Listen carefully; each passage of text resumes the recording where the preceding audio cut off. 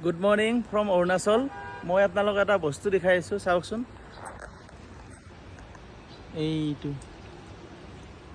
এইটো কয় কিউই ফল, কিউই ফ্ৰুইটছ। কি ধুনীয়াকৈ লাগি আছে চাওকচোন,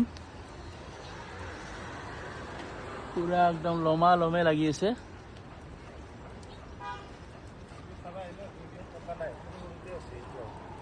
এইবিলাক আছে।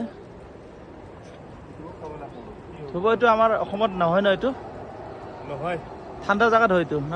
ঠাণ্ডা জেগাত হয়। বঢ়িয়া। আৰু হয়, কিন্তু মিঠা নহয় আৰু ফুলটো হয় কিনকিনাকে বৰষুণো দি আছে।